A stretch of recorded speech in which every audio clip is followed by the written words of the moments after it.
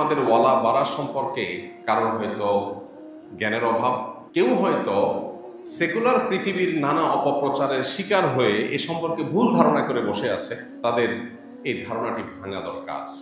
যদি তিনি মুমিন হয়ে এই পৃথিবীতে বেঁচে থাকতে চান, যদি তিনি মুসলমান হতে চান, তাহলে তার এই ধারণা ভাঙতে হবে, ভুলটা ভাঙতে হবে। নবী সাল্লাল্লাহু আলাইহি সাল্লামের প্রসিদ্ধ হাদিসগুলোর মধ্যে থেকে একটি, মান আহাব্বা লিল্লাহ, যে ব্যক্তির ভালোবাসা হবে আল্লাহর খাতিরে, ওয়া আবগাদা লিল্লাহ, আর যে ব্যক্তি কাউকে অপছন্দ করবে, কারোর প্রতি শত্রুতা পোষণ করতে হলে সেটা করবে, সেটাও আল্লাহর খাতিরেই, ওয়া আতা লিল্লাহ, যে ব্যক্তি কাউকে কিছু দিবে সেটা আল্লাহকে খুশি করার জন্যই দিবে, আল্লাহর কারণেই দিবে, ওয়া মানা আলিল্লাহ, কাউকে কিছু দিবে না সেটাও আল্লাহর জন্যই দেওয়া থেকে বিরত থাকবে। এই লেভেলটাতে যদি কেউ যেতে পারে, ফাকাদ ইসতাকমালাল ঈমান, এই ব্যক্তি তার ঈমানকে পরিপূর্ণ করে ফেলেছে। এই ব্যক্তি ঈমানদার হিসাবে পরিপূর্ণ হতে পেরেছে যদি কেউ এই লেভেল পর্যন্ত যেতে পারে।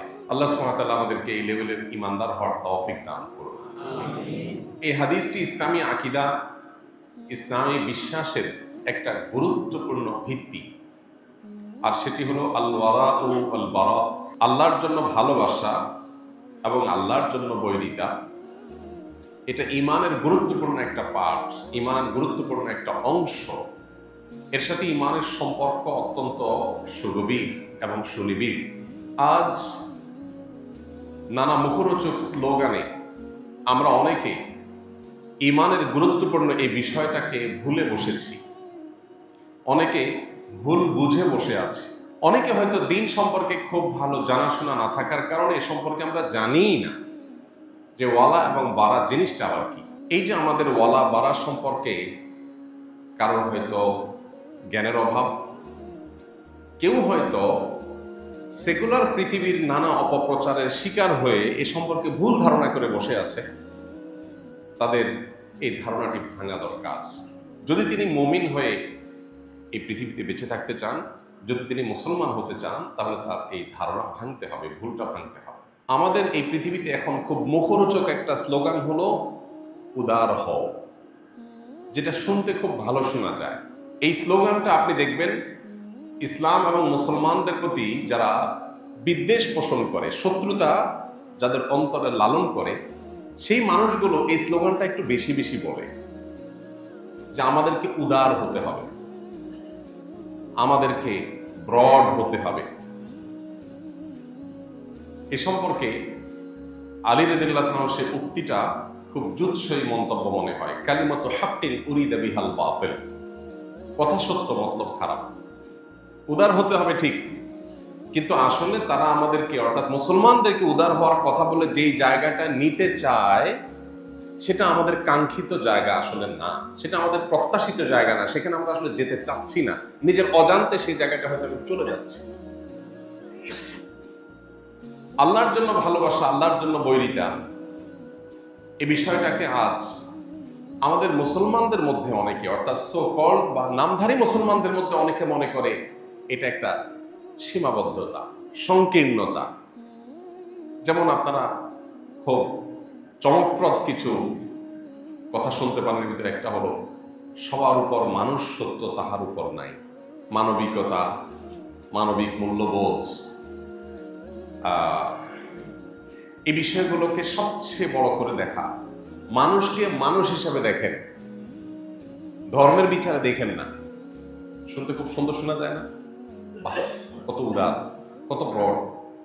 মানুষকে মানুষ হিসাবে দেখার চেষ্টা করেন, ধর্মের বিচারে দেখার চেষ্টা করেন না। তার মানে আপনি ধর্মের যে গণ্ডি এটার ঊর্ধ্বে উঠে গেলেন।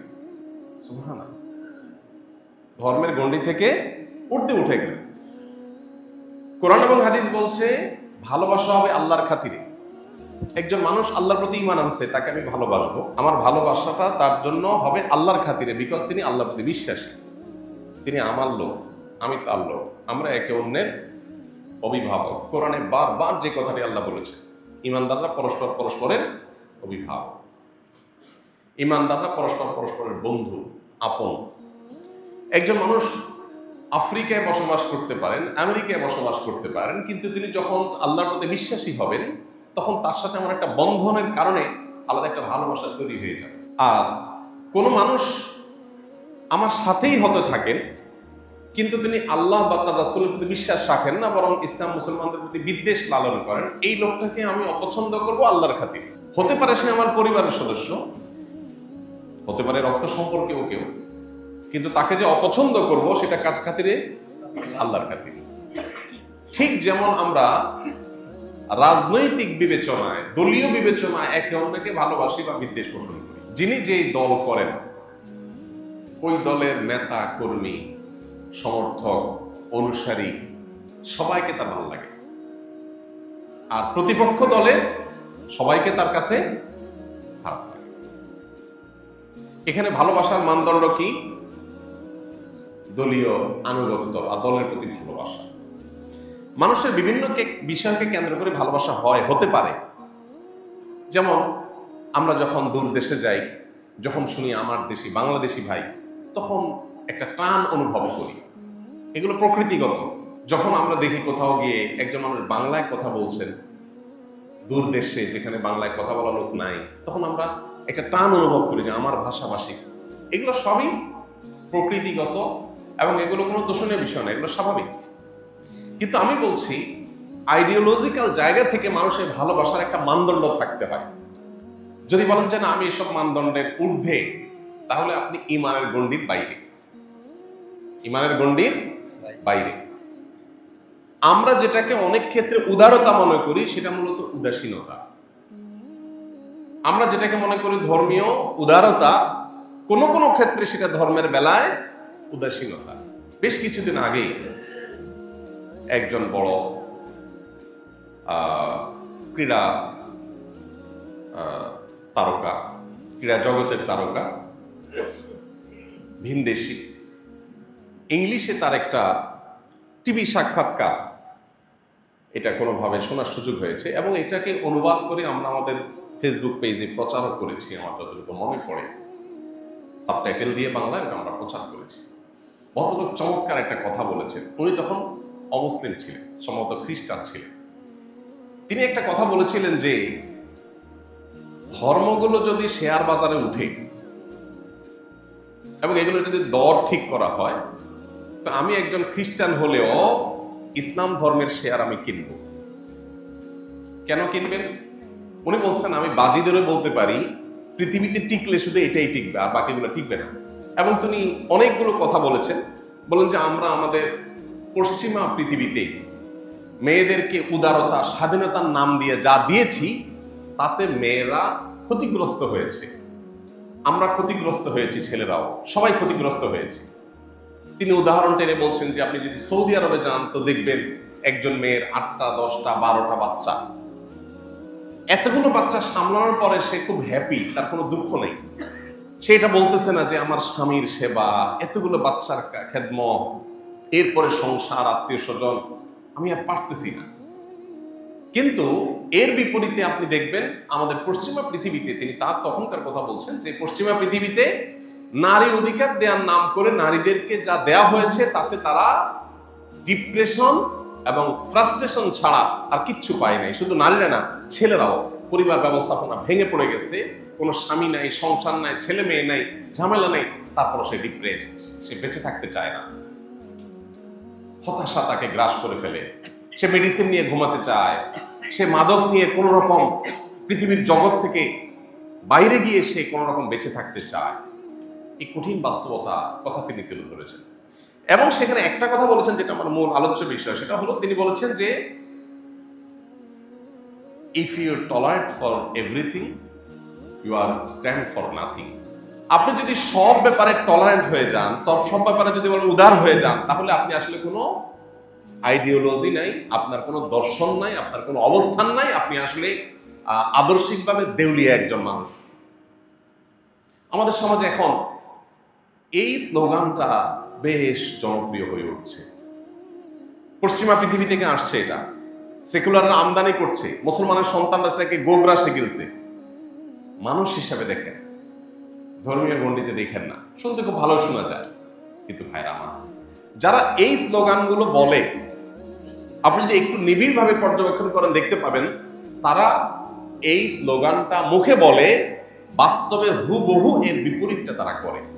মানুষ হিসাবে দেখার এই দৃষ্টিভঙ্গি যদি তারা বিশ্বাসের জায়গা থেকে লালন করত, তাহলে ফিলিস্তিনের মানুষগুলোর বুকে বোম পড়তো না। কারণ ফিলিস্তিনের মানুষগুলো মানুষ, তারা তাদেরকে মানুষ হিসাবে দেখে না। কি হিসাবে দেখে? মুসলমান হিসাবে দেখে। এই জন্য সেখানে বোম পড়লেও তাদের কোনো আফসোস নেই। এই জন্য আমরা যারা মুসলমানের সন্তানরা, ওদের সমস্ত মুখরোচক স্লোগান শুনে আমরা উদার হওয়ার কসরত করছি, অর্থাৎ ধর্মীয় গণ্ডির ঊর্ধ্বে ওঠার চেষ্টা করছি। সবকিছুতে ধর্ম টানাটানের দরকার কি? আমরা মানুষকে মানুষ হিসাবে দেখি, মুসলমান হিসাবে দেখলে তো সীমাবদ্ধ হয়ে যায়। এইরকম মুখরোচক স্লোগানে যারা আমরা আমাদের দ্বীনি গণ্ডি থেকে বের হয়ে যাচ্ছি। এখানে একটা কথা পরিষ্কার করা দরকার, আমরা মানুষকে মানুষ হিসাবে দেখতে নিষেধ করছি না। আমরা এটাও বলছি না যে আমাদের দ্বীন আমাদেরকে বলেছে শুধু মুসলমানদের জন্যই তোমাদের সকল অনুকম্পা মায়া থাকুক, অমুসলমান হলে তাদের জন্য আর কোনো দয়া মায়া থাকবে না, এটা ইসলাম বলে না। এই জায়গাটা আমরা যেন কেউ আবার ভুল না বুঝি। আমার ভালোবাসা, আমার ভালো না বাসা, এটার ভিত্তি হবে আল্লাহ, আল্লাহকে কেন্দ্র করে হতে হবে। আবার যাদেরকে আমি ভালোবাসবো না তাদেরকেও ভালোবাসার সূত্র আছে এজ এ আল্লাহর সৃষ্টি। সেকুলার পৃথিবী, পুঁজিবাদী এই পৃথিবী আপনাকে বলবে মানুষকে মানুষ হিসাবে দেখতে, আর ইসলাম আপনাকে বলবে মানুষকে আল্লাহর সৃষ্টি হিসাবে দেখতে। পার্থক্য কোন জায়গায়? পার্থক্য হলো আপনি যখন মানুষকে মানুষ হিসাবে দেখবেন তখন আপনার এই জায়গাটাতে স্রষ্টার অস্তিত্বের কোনো ধারণা আসবে না। আর যখন মানুষকে আপনি সৃষ্টি হিসাবে দেখবেন তখন অটোমেটিকলি স্রষ্টার ধারণা চলে আসবে। শুধু সেটাই নয়, মানুষকে মানুষ হিসাবে দেখার চাইতে মানুষকে সৃষ্টি আল্লাহর মাখলুক হিসাবে দেখা, এটা আরো ব্রড চিন্তা, এটা আরো প্রশস্ত চিন্তা। কারণ আপনি যখন সৃষ্টি হিসাবে দেখবেন তখন শুধু মানুষ নয়, অন্যান্য প্রাণীদের প্রতি আপনার অনুকম্পার বিষয়টা চলে আসবে। শুধু সেটাই নয়, নবী করিম সাল্লাল্লাহু আলাইহি সাল্লামের কাছে প্রশ্ন করা হয়েছিল যে একটা প্রাণী, একটা পাখি, তার প্রতি অনুকম্পা করলেও কি আল্লাহ আমাদেরকে সওয়াব দিবে? নবীজি সাল্লাল্লাহু আলাইহি সাল্লাম বলেছেন, আলা কুল্লি কাবিদিন রাতবাতিন আজরুন, প্রত্যেকটা প্রাণ যার ভিতরে আছে তাকেই যদি তুমি কোনো উপকার করো আল্লাহর কাছ থেকে তুমি রিওয়ার্ড এবং বিনিময় পাবে। তার মানে কি দাঁড়ালো? ইসলাম আমাদেরকে শুধুমাত্র মানবিক দৃষ্টিকোণ থেকেই দেখতে বলে না, মানবিক দৃষ্টিকোণ থেকে আমরা দেখবই মানুষ হিসাবে মুসলিম খ্রিস্টান অমুসলিমদের প্রতি আমাদের আন্তরিকতা, সৌহার্দ্য, সহমর্মিতা, ভালোবাসা থাকবে। শুধু তাই নয়, প্রাণী হিসাবে সকল সৃষ্টি বা প্রাণী ছাড়াও সকল সৃষ্টির প্রতি আমাদের একটা দায়বদ্ধতা, দায়িত্বশীলতা থাকবে। এই জন্যই তো আপনি যা খুশি তা করতে পারেন না একটা গাছের সাথে, একটা প্রাণীর সাথে, একটা বিড়ালের সাথে, একটা কুকুরের সাথে। এমনকি আল্লাহর একটা নিষ্প্রাণ কোন সৃষ্টি, সেটাকেও আপনি যথেচ্ছা ব্যবহার করতে পারেন না, সেখানে আপনার দায়িত্বশীলতার ব্যাপার থাকে। এটা হলো মুসলমানদের স্ট্যান্ড, যেটা নাস্তিক্যবাদীদের স্ট্যান্ডের চাইতে অনেক বেশি যৌক্তিক, অনেক বেশি শক্তিশালী এবং অনেক বেশি লজিক্যাল। আজ এই মুখরোচক স্লোগানের চোরা বালিতে আমরা অনেকে হারিয়ে যাচ্ছি। আমরা আমাদের ইমানের জন্য, ইমানের খাতিরে ভালোবাসা এবং বৈরিতার জায়গাটা থেকে আমরা সরে গিয়ে আমরা মূলত আমাদের দ্বীন এবং ইমানের ব্যাপারে উদাসীন হয়ে যাচ্ছি। আর যার ফলশ্রুতিতে কুফরির কাছাকাছি আমরা চলে যাচ্ছি নিজের অজান্তে। আপনি অতি উদার হয়ে কুফরির কাছাকাছি চলে যাবেন। আমরা আমাদের পরিবারের সদস্যদেরকে ভালোবাসি এবং এই ভালোবাসাটা অন্য কারোর জন্য আমরা রাখি না। এর মানে এই না যে আমরা অন্যদেরকে ঘৃণা করি, কিন্তু আমার ভালোবাসার একটা ভিত্তি হলো আমার পারিবারিক বন্ধন। আমি আমার বাপ মা, ভাই বোন, ছেলে মেয়ে, স্বামী স্ত্রী, পরস্পরকে আমরা যে ভালোবাসাটা দিই, এটা আরেকজনকে দেই না। ঠিক একইভাবে ইমানের খাতিরে আমার একটা ভালোবাসা হবে, এটা রিজার্ভ ফর মুমিনিন, এটা অন্য কারোর জন্য আর হবে না। আমি অন্য ধর্মের মানুষকে ভালোবাসবো মানুষ হিসাবে, সন্দেহাতীত ভাবে, কিন্তু তিনি আল্লাহর প্রতি অবিশ্বাসী, আখিরাতের প্রতি অবিশ্বাসী, সেই জায়গা থেকে আমি অবশ্যই তার সাথে আমার একটা দ্বিমতের জায়গা থাকবে, একটা দেয়াল প্রাচীর থাকবে। অর্থাৎ ভালোবাসার পাশাপাশি তার সাথে আমার একটা মতের ভিন্নতা, আদর্শগত ভিন্নতার কারণে আমি যে আল্লাহর একত্ববাদ বিশ্বাস করি, তিনি সে আল্লাহর সাথে শিরক করেন, যেটা আল্লাহ সবচেয়ে বেশি অপছন্দ করেন, সেই খাতিরে, সেই কারণে তার প্রতি আমার অপছন্দ, তার আদর্শের প্রতি আমার অপছন্দ লাগা, সেটাও এখানে থাকতে হবে। এখানে আরেকটা মুখরোচক স্লোগান আছে, খুবই হাস্যকর। সেটা হলো সিনেমার ডায়ালগ, পাপকে ঘৃণা করো, পাপীকে না। এটা শুনতে খুব ভালো শোনা যায়, কিন্তু একটা অবাস্তব এবং অযৌক্তিক একটা কথা। কেউ যখন অপরাধ করে তখন অবশ্যই তার অপরাধের মাত্রা অনুপাতে তার প্রতি আপনার ঘৃণা বাই ডিফল্ট আসবে, আসাটা যৌক্তিক এবং স্বাভাবিক। ভাইরা আমার, আল্লাহর জন্য ভালোবাসা, আল্লাহর জন্য বৈরিতা, এটার যদি সর্বোচ্চ লেভেলে কেউ পৌঁছাতে পারে তিনি ইমানদার হিসেবে পরিপূর্ণ হয়ে যাবেন। আর যদি উদারতার, তথাকথিত উদারতার চোরাবালিতে হারিয়ে গিয়ে আমি আমার ইমানই ভালোবাসা, হুব লিল্লাহ বুগজ লিল্লাহ, আল্লাহর জন্য ভালোবাসা, আল্লাহর জন্য বৈরিতা, এইটাকে যদি আমি এস্টাবলিশ করতে না পারি তাহলে আমি ভালো মুসলমান কখনোই হতে পারবো না। এই জিনিসটা প্রকাশ কিভাবে ঘটবে? আল্লাহর জন্য ভালোবাসি, আল্লাহর জন্য ভালো না বাসির প্রকাশ কিভাবে ঘটবে? ওই যে হাদিসে আসছে পরের অংশে, ও আতা লিল্লাহ ওয়া মানা আলিল্লাহ। আপনি একটা জায়গায় একটা লোককে টাকা দিয়েছেন, কেন দিয়েছেন? কারণ তিনি একটা ভালো কাজ করবেন যাতে আল্লাহ খুশি হবেন।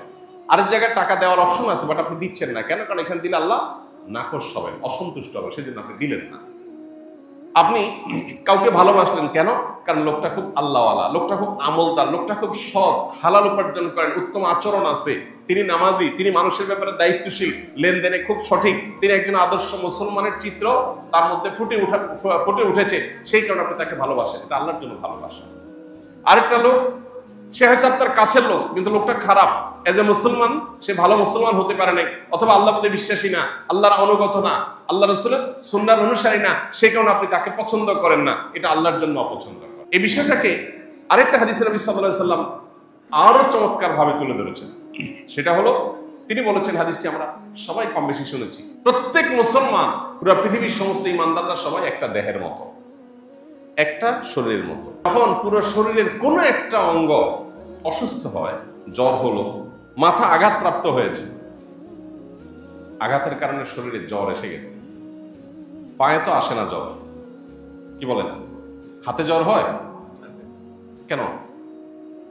আঘাত তো মাথায় পাইছে, পাও কেন জ্বর হবে? মাথা যখন ব্যথা হয় তখন তো মাথা জেগে থাকে, হাত পা তো ঘুমায় নাকি? কেন ঘুমায় না? কারণ দেহের প্রত্যেকটা অঙ্গ প্রত্যঙ্গ একে অন্যকে এতটা অনুভব করে, বা একটার সাথে আরেকটার নিবিড় সম্পর্কে এতটাই গভীর যে একটা যখন কষ্ট অনুভব করে, হাত যখন ভাঙে তখন পুরো শরীর ব্যথা অনুভব করে, কষ্ট অনুভব করে। হাত যখন কোনো কারণে কেটে যায় তখন সে কাটার কারণে ব্যথা অনুভব করে। জ্বর যখন হয় পুরো শরীরের হয়, হয়তো আঘাতটা কোনো একটা অঙ্গ পেয়েছে কিন্তু পুরো শরীর সেটাকে ফিল করে, অনুভব করে। নবী সাল্লাল্লাহু আলাইহি ওয়াসাল্লাম বলেছেন, সারা পৃথিবীর মুসলমানরা সবাই মিলে একটা দেহের মতো, এই দেহের কোনো একটা প্রান্ত যখন আক্রান্ত হবে, কষ্টে থাকবে, বিপদে পড়বে, জুলুমের শিকার হবে, তাদের প্রতি আল্লাহর শত্রুদের হামলা হবে, তখন গোটা বিশ্বের মুসলমানরা সেটাকে ফিল করতে হবে। যদি সে মুসলমান হয়ে থাকে, আপনি মুসলমান কিনা এটা একটা টেস্ট, এটা একটা পরীক্ষা যে পৃথিবীর কোন প্রান্তের মুসলমানের কষ্টে আপনি কষ্ট ফিল করেন কিনা। আর যদি মনে করেন যে না আমি তো ভালো আছি, আপনি বরং মজা নেন, তাহলে সেক্ষেত্রে আপনি নিজেকে মুসলমান হিসাবে দাবি করতে পারবেন না। ভাইরা আমার, এই বিষয়টা আজ বড় অভাব চলছে।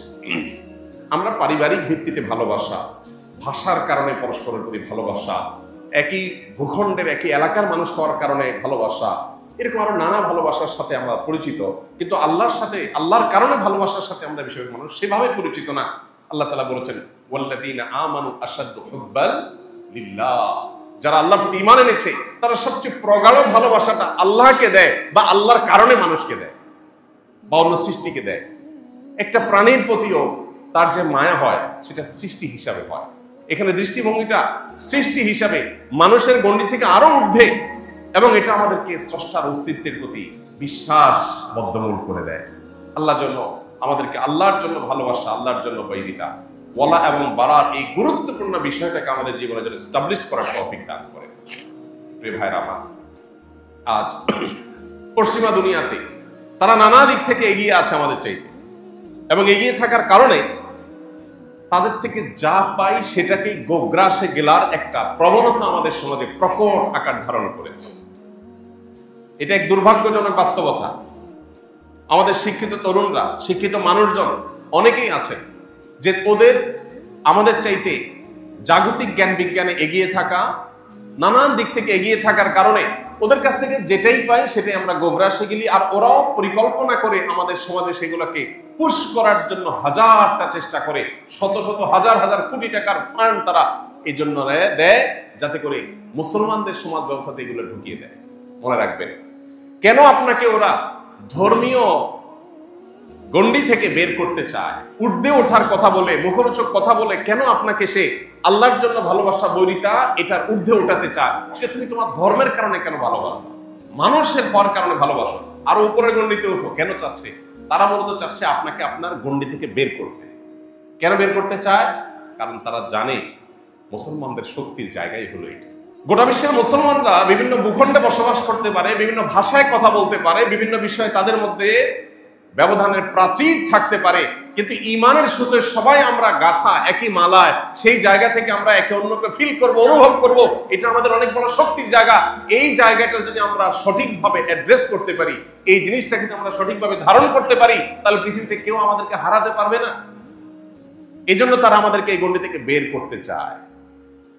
টোপটা দেয় খুব মুখরোচক, আদারটা দেখতে খুব সুন্দর, আমাদেরকে বলে মানুষ হিসাবে দেখেন সবাইকে, সবার উপর আল্লাহ সত্য, তাহার উপরে সবার উপর মানুষ সত্য, মানে আল্লাহ তাআলার গুণবাচক নাম হক, হুয়াল হক, তিনিই সত্য, আল্লাহর অস্তিত্বই চূড়ান্ত, আর কোনটা চূড়ান্ত না, সবই ধ্বংসশীল, শুধু আল্লাহর অস্তিত্বই থাকবে, তিনিই একমাত্র মহাসত্য, আর কেউ না। কিন্তু সেখানে আল্লাহর জায়গায় মানুষকে বসানো হচ্ছে। আমরা চিন্তা করছি তাই তো, আমি মানবিক হচ্ছি, আমি মানবতাবাদী হচ্ছি। স্লোগানগুলো খুব সুন্দর, মানবতাবাদী, মানবিক। যারা এই স্লোগান দেয়, আপনি আপনার বিবেকটাকে উন্মুক্ত করে যদি আপনি দেখেন, আমি আপনাকে চ্যালেঞ্জ করে বলতে পারি, আপনার বিবেক আপনাকে বলবে পৃথিবীতে সবচেয়ে বেশি অমানবিক ওরা। আপনি একটু ডানে বামে খেয়াল করলে দেখবেন ওদের অমানবিকতার হাজারটা চিত্র। ওরা আপনাকে জবাব দিয়ে তার আওতায় আনবে, ওরা কোনো জবাব দিয়ে করবে না। ছোট একটা এক্সাম্পল দিই, আমরা কে না জানি কোন ব্যক্তিকে দোষী হিসাবে অভিযুক্ত করেই তাকে শাস্তি দেওয়া যাবে না যতক্ষণ পর্যন্ত সেটা প্রমাণ না হয়। এটা আমরা জানি না মোটামুটি সবাই। আমরা এটাকে এখন আরো সুন্দর করে বলি মব জাস্টিস, আইন হাতে তুলে নেওয়া।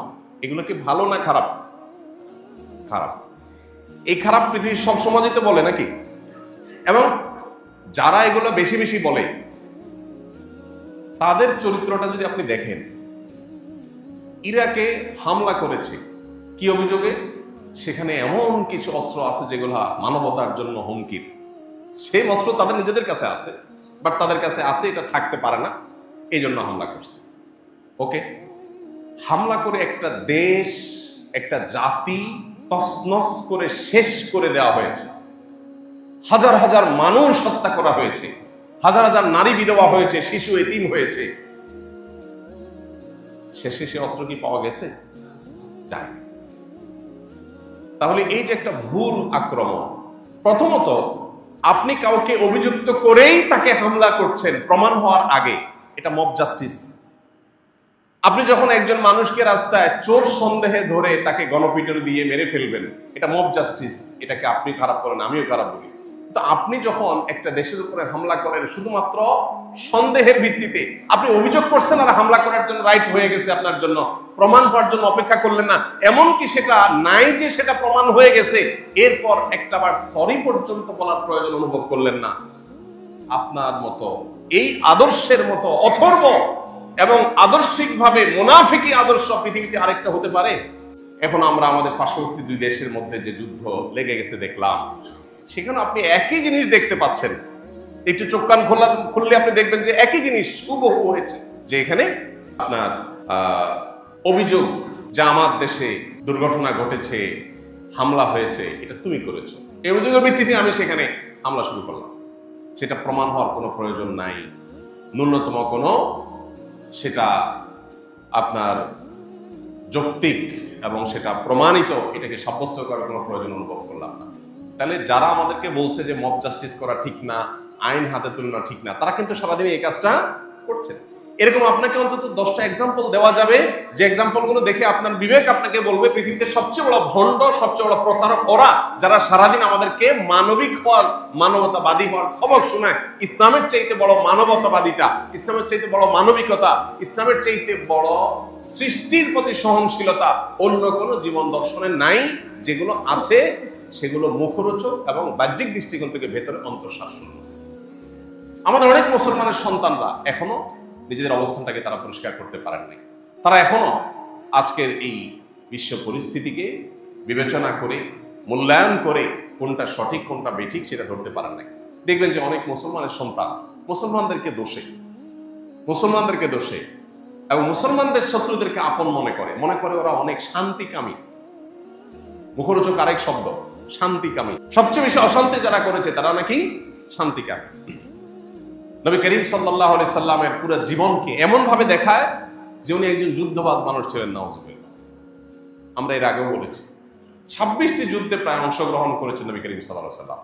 26টি যুদ্ধ, এক একটা নাম শুনলে, বদর, উহুদ, খন্দক, গোটা পৃথিবী যেগুলোকে চিনে মনে হচ্ছে কি বিশাল বড় যুদ্ধ, মহা ধ্বংসযজ্ঞ হয়েছে, কত হাজার হাজার লাখ লাখ মানুষ যেন মারা গেছে। এই সবগুলো মিলে 400-র বেশি মানুষ মারা যায়। চিন্তা করে মুহাম্মদ সাল্লাল্লাহু আলাইহি সাল্লাম তার যে আদর্শ বাস্তবায়ন করেছেন পৃথিবীতে, এটার জন্য সাকুল্যে 1000 মানুষের জীবন দিতে হয় নাই, মাত্র 400 মানুষ এই 26টা যুদ্ধে, তাও দুই পক্ষের মুসলমান সব মিলে তারপর মারা গেছে। আর এখন একটা বোমা হামলায় হাজার হাজার মানুষ মারা যায়। এরা নাকি শান্তিকামী, এরা নাকি মানবতাবাদী, ইসলাম নাকি অশান্তি। ভাইরা, আজ আমাদের ঈমান ছিনতাই হচ্ছে, ঈমান চুরি হয়ে যাচ্ছে, এই সমস্ত মুখরোচক স্লোগানের চোরাবালিতে হারিয়ে যাচ্ছে। আল্লাহ আমাদেরকে ফিতনার এই সময়টাতে ঈমানকে ধরে রাখার তৌফিক দান করুন। আমাদের ভালোবাসা হবে কার খাতিরে? আমাদের শত্রুতা, বিদ্বেষ, বৈরিতা, অপছন্দনীয়তা, এটা হবে কার খাতিরে? আল্লাহর খাতিরে। এবং এই জায়গাটা যদি আপনি খুব বেশি এস্টাবলিশ করতে পারেন, তো আমার কথা নয়, মুহাম্মদ সাল্লাল্লাহু আলাইহি সাল্লামের সার্টিফিকেট হলো ফাকাদ ইসতাকমালাল ঈমান, তাহলে আপনার ঈমান পরিপূর্ণ হয়ে গেল। আল্লাহ আমাদেরকে সেই জায়গায় যাওয়ার তৌফিক দান করুন। আমরা অতি উদার হতে যাব না, উদার হব, অতি উদার হতে যাব না। অতি উদারতা ভালো জিনিস না। আপনি আপনার মায়ের পেটের ভাই, তার প্রতি আপনার একটা ভালোবাসা যেটা অন্য কারোর জন্য নাই। এখানে যদি আপনি অতি উদার হতে যান, সেটা কি ভালো হবে না খারাপ হবে? অবশ্যই খারাপ হবে। আপনার ভাইয়ের জন্য যে ভালোবাসাটা, এটা আর কারোর জন্য থাকতে পারে? আপনার বাবার জন্য যে ভালোবাসা, সেটা আর কারোর জন্য থাকতে পারে না। আপনি যদি এখানে বলেন না, ভাই দেখে তাকে আমি বিশেষ ভালোবাসা দিব, এটা তো সংকীর্ণ চিন্তা। আমি একটু উদার হওয়ার চেষ্টা করি, আমি আরেকজনকেও একই জায়গায় দেব, তাহলে সেটা আপনার অবস্থানগত দেউলিয়াপনা হবে, ওইটা উদারতা হবে না। এই জন্য দ্বীনের নামে, উদারতার নামে আমাদেরকে যারা আজ মুখরোচক নানা স্লোগান দিচ্ছে, তারা মূলত আমাদেরকে আমাদের দ্বীনের ব্যাপারে উদাসীন করছে, আমাদের ঈমানটুকু তারা ছিনতাই করে নিয়ে যাচ্ছে, আমরা টেরও পাচ্ছি। এবং নবী করিম সাল্লাল্লাহু আলাইহি সাল্লাম এই ওয়ালা এবং বারা সম্পর্কে এত হাদিস বলেছে। পুরো কোরআনের পাতা পাতা আপনি দেখবেন আল্লাহর জন্য ভালোবাসা, আল্লাহর জন্য বৈরিতা। আল্লাহ বারবার করে বলেছেন, বিভিন্ন জায়গায় বলেছেন, যারা মুশরিক, যারা শিরকে লিপ্ত, যারা আল্লাহর প্রতি অবিশ্বাসী, তারা তোমাদের অন্তরঙ্গ আপন, পরম আপন হতে পারে না। মানুষ হিসাবে অবশ্যই, প্রতিবেশী হিসাবে তাদের প্রতি সদাচরণ কাম্য, নির্দেশিত।